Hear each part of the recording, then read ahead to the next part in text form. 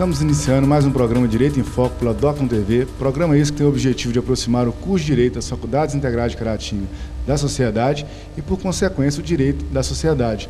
Hoje, mais uma vez, estamos fora do estúdio, justamente para poder aproximar cada vez mais o direito de você, caro telespectador. E teremos como convidado o professor Nelson Sena, historiador e professor também do curso de Direito das Faculdades Integrais de Caratinga. Professor Nelson Sena, é um prazer tê-lo aqui hoje conosco.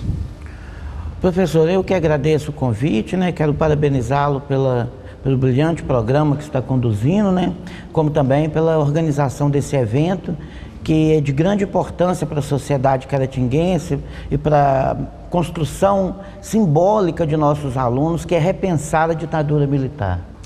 O evento de hoje, professor Nelson, ele trata do direito à memória e o direito à verdade, justamente para poder destacar um ambiente que nós tivemos durante a época da ditadura, como o senhor mesmo disse, muito hostil.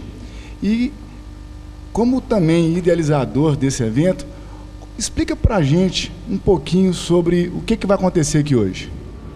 Bom, a ideia principal, e como está acontecendo em todo o Brasil, é proporcionar uma reflexão sobre o que aconteceu em nosso país na época da ditadura militar e por que alguns dos crimes cometidos pelos militares, eles não tiveram até hoje uma explicação necessária para a sociedade.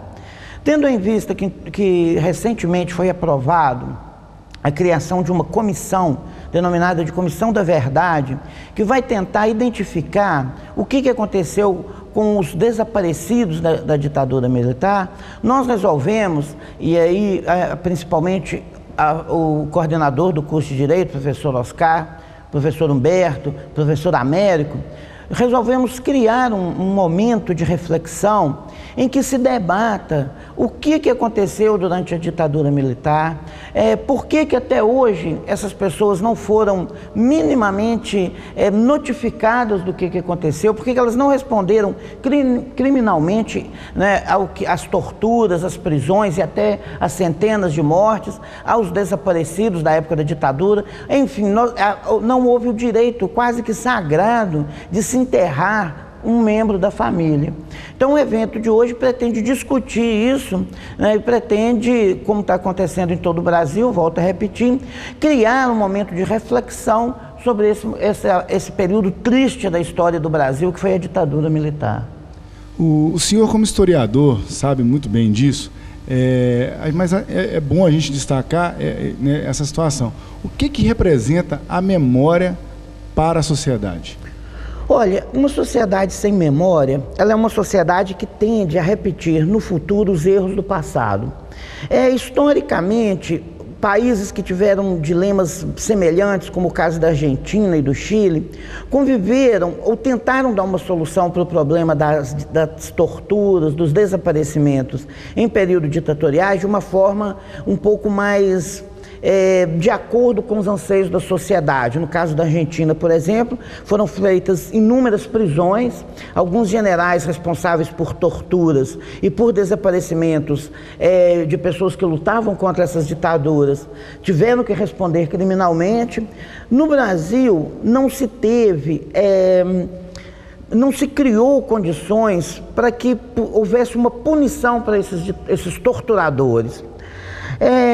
Foi negado às famílias um direito de sepultar os seus filhos, irmãos, pais.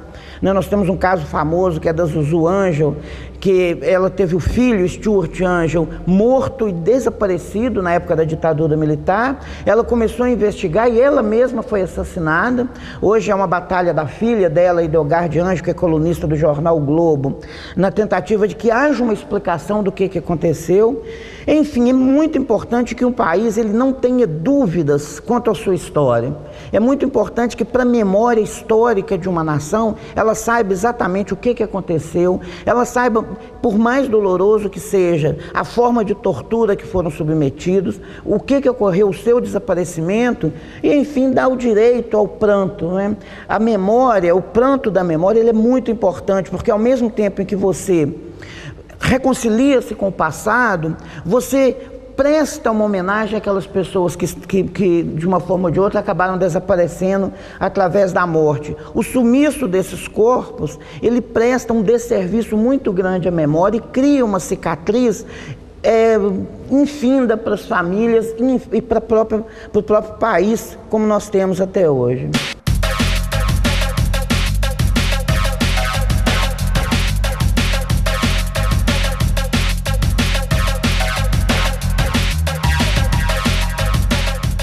Refletindo sobre o que o senhor está dizendo, a gente pode pensar o seguinte: às vezes a memória que nós temos do passado, ela pode ser equivocada, né? E por isso que o tema verdade, né, trabalhado justamente, né, e juntamente com o tema memória, tem tudo a ver. Como é que é essa relação da memória com a verdade? Olha, é uma relação bastante complexa. Como a ditadura militar, por exemplo, vários documentos do que ocorreram nos porões da ditadura já foram eliminados, já foram queimados, como muitos dos envolvidos nessas práticas de tortura também já morreram, vai ser muito difícil chegar a um conhecimento histórico preciso. Quando se diz que há uma reconstrução da verdade, o que se pretende é pelo menos apurar os fatos principais que levaram ao desaparecimento dessas pessoas que se levantaram contra a ditadura.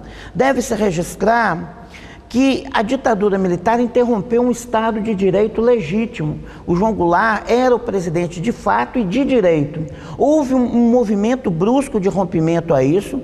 Esse rompimento foi feito pelos militares e deve-se ressaltar também que não havia nenhuma outra forma de voltar à normalidade democrática a não ser a luta armada. Então a luta armada ela não se constitui numa ilegalidade. Ela era a única forma de terminar com um sistema que estava embrutecendo o país, exilando pessoas, torturando, matando. Então é essa verdade que se procura chegar, uma verdade mais próxima daquilo que é a realidade histórica. Normalmente a gente escuta a história dos vencedores. É bom destacar que agora a gente tem que lutar pela história dos vencidos. É possível isso? É possível, né? Hoje a gente já tem, por exemplo, num exemplo mais macro, a história dos árabes, a história das cruzadas vista pelos árabes, que sempre a gente via a história das cruzadas, né, vista do lado da libertação de Jerusalém, e agora a gente tem dos árabes, a gente tem a história dos palestinos, e é possível sim criar condições para que se consiga recuperar essa história perdida, essa história dos perdedores.